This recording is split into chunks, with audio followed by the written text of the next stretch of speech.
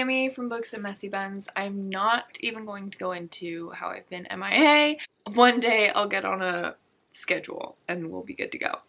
Today I'm going to be doing the end of the year book tag, which was created by Ariel Bissett. I'll link her original video down below. I think she did it quite a few years ago. I'm just gonna get right into it.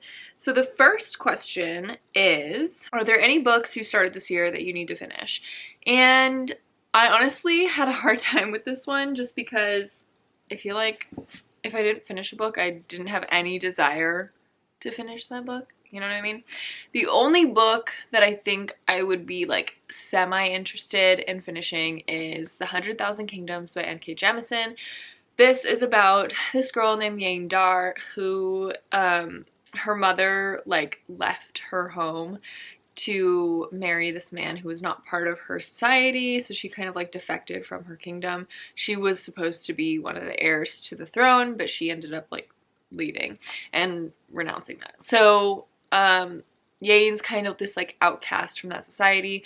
Her mother ends up dying. Yein thinks she's murdered, so she is living in this other society until her grandfather summons her to come back and take part in the like inheritance competition. I ended up DNFing it at 230 pages, so I got like, I mean, pretty far into the book, so I could finish it. I am slightly interested to see where N.K. Jemisin was going with the story. I just felt like I couldn't get into it fully. I was like coming home from work and I wasn't feeling that drive to read anymore. So in order to avoid a reading slump, I ended up like putting that book down and picking something else up because I just didn't want to deal with that. The second question is, do you have an autumnal book to transition into the end of the year? And at first I was like, no, I don't. But then I realized I do. And really, it is any Sarah J. Maas book you want to pick. I find that a lot of readers claim that the end of the year they're really in the mood for fantasy, which I feel as well. And that might have to do with like the immersive worlds, like you're dealing with problems that are definitely not your own, and maybe that like gives off a cozier vibe. I don't know what the psychology is behind it, but I find that Sarah J. Maas's worlds are just so immersive, and obviously the romance I'm like here for. So I love rereading Sarah J. Maas books around this time of year. I'm actually, without like before even reading this question, I got Crescent City on audiobook to listen to and reread. So totally drives home the fact that I love Sarah J. Maas books at this time of year. Question number 3 is there a new release you're still waiting for? And honestly, no, I don't really follow new release dates very closely. The only new release that I'm dying for is a January release, and it's A Court of Silver Flames, because obviously I just talked about Sarah J. Maas books. But as far as like new release books from 2020 that I still need to read or still like really want to read, I really want to read The Invisible Life of Addie LaRue by V.E. Schwab. This book was released, I think, in October, and everyone is just, you know, head over heels for this book. Although I have seen a few people who didn't really like it, but I've heard great things. And I don't really know a whole lot about this. I think I know like the general premise, which is this girl named Addie makes this deal with like a creature who's kind of this like devil being who grants her like immortality, but with that she isn't remembered by anyone. Like no one ever remembers her. Okay, so she's in a bookshop and someone remembers her, and that's really all I know. So anyway, yes, I do want to read that. It's a new release from this year.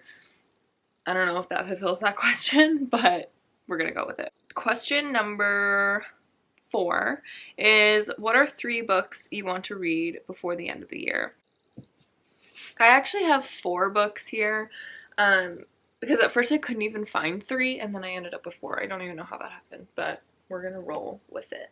The first book I have is A Kingdom of Flesh and Fire by Jennifer L. Armentrout. I am currently reading From Blood and Ash. I almost said Ash and Blood. From Blood and Ash, which is the first book in this series, and I am thoroughly enjoying it. It's marketed as a series you'll like if you really like Sarah J. Maas, which obviously. I'm currently reading that, really enjoying it, so I picked up the second book, and I'm stoked to read this. I heard it's going to be a 4-book series, so really excited for that. This series is about a girl named Poppy who is 19 years old, and she's considered like a chosen one, and what that entails is she's the maiden of this society, and she is going to be like, or I guess she's 18 because on her 19th birthday she's going to be like technically sacrificed to the gods, and she has to remain pure. She is not allowed to socialize with anyone. She has to like wear this veil contraption thing. She dresses in all white. She's not allowed to socialize with anyone. No one is allowed to look at her or touch her. And she has like all these rules in her life, and because she's so sacred to the society, like she has to be protected at all costs, so she has hired like private guards for herself, or personal guards I should say, and one of those guards that's assigned to her is this man named Huck Flynn, who is this like sarcastic and funny man who sees her as a person rather than the maiden, and they end up forming a close friendship and perhaps something else, and I'm really enjoying it. I don't really know, there's like other stuff going on, that's the main gist, but there's like other stuff, a whole lot of other stuff going on. It's very good. I think a little more than halfway through it, the first book, and really excited for this one, so I definitely want to read that. I know I'm going to read it before the end of the year. The next book I have is One Day in December by Josie Silver. This book obviously takes place in like Christmas time-ish, like it's December. Obviously I have to read it in December. This book is about a woman named Lori who is getting on this bus, and she sees this man on the sidewalk. They make eye contact, and she just knows that this guy is like her person, and her bus drives away, and so she spends the whole year looking, like keeping her eyes peeled for this man, and she doesn't see him. So the next like December, she is at this Christmas party, and her best friend introduces her to her new boyfriend named Jack, who happens to be the man on the sidewalk. So I feel like it's going to be a tug on your heartstrings kind of book, cute book. I feel like I may cry, but I've heard great things about that book, so ready for it.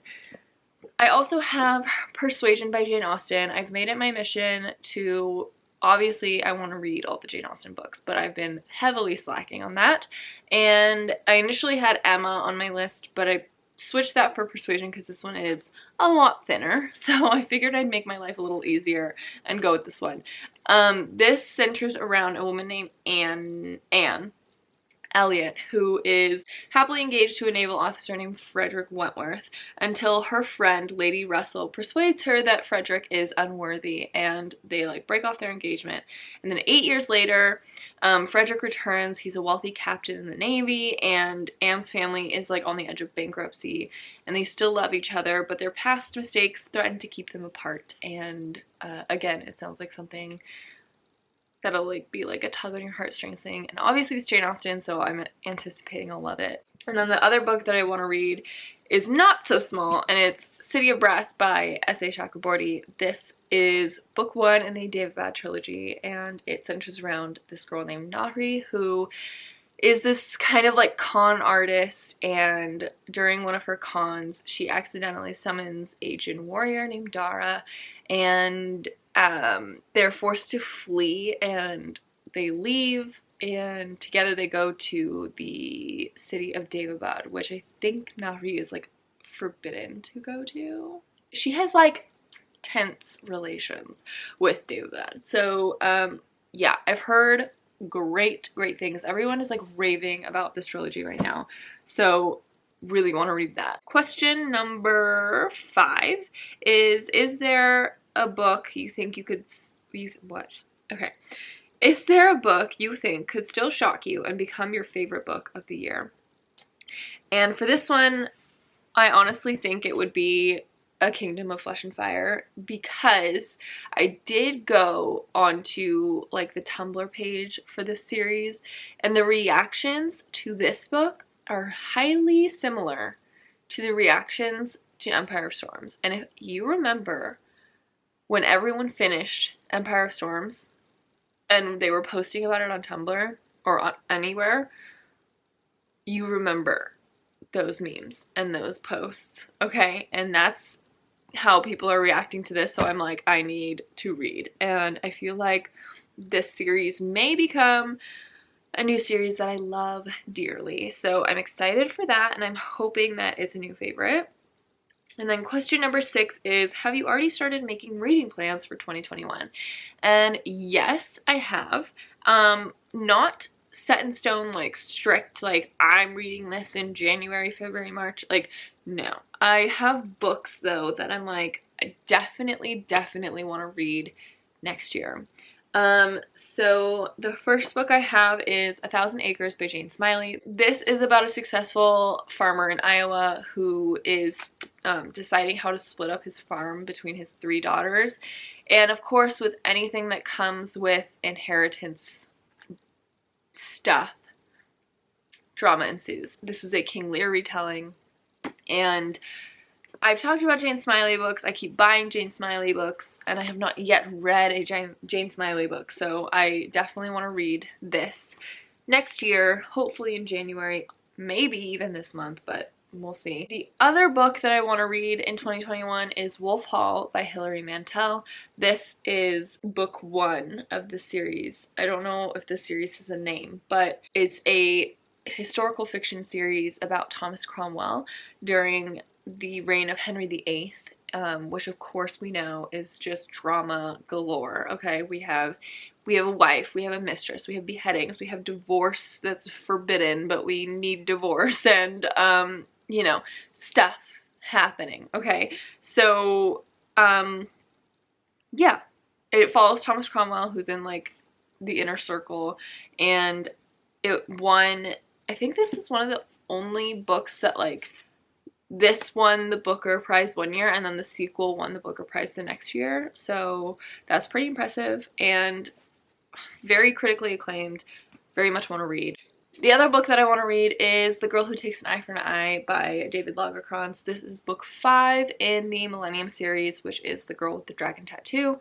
And I love that series. If you have not read The Girl with the Dragon Tattoo yet, go do it. It's fantastic. I read the first 3 books, which were by Stieg Larsson, like the original 3, way back in high school, and then I continued with the David Lagercrantz continuation last year with The Girl in the Spider's Web or whatever, and really thoroughly enjoyed it. So I do want to pick this one up next year and continue, because I do have this one and then book 6 to read. So I do want to read this one. Obviously, I can't tell you what that's about because it's book 5, but if you don't know what The Girl with the Dragon Tattoo is, like, where have you been? The last book that I have, like, that I know I want to read next year is My Brilliant Friend by Elena Ferrante. This is book 1 in the Neapolitan novels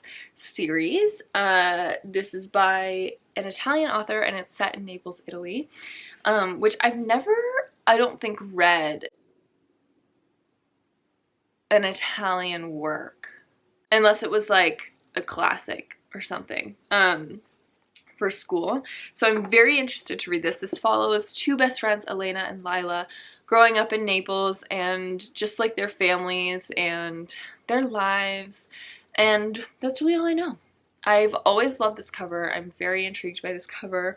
Yeah, I'm just very interested in seeing what this is about. I've heard great things about it. I feel like every time I see it, because I didn't see it anywhere, and then once I got the first 3 books, I saw it everywhere, and everyone was saying that it's great, so I do want to read it very badly. So anyway, yes, that is my end of the year book tag. As I said, I'll have Ariel's video linked down below, and if you want to find me anywhere else on the internet, I'll have that down below as well. And yeah, hopefully I will get into a routine. It will be sooner than however long it's been. I promise I will not slack.